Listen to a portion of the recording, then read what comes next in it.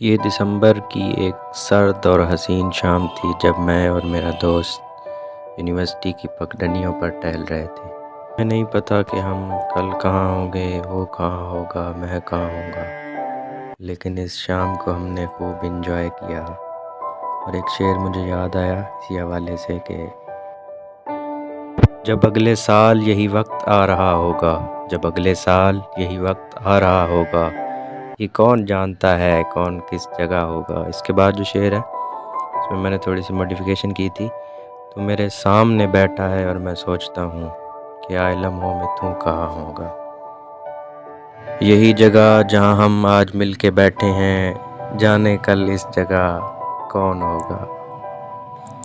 आखिर में यही कहूँगा कि दोस्त एक बहुत बड़ा सरमाया होता है और हमारी ज़िंदगियों को हसीन बनाता है। एक मुखलिस दोस्त होना बहुत ज़रूरी है।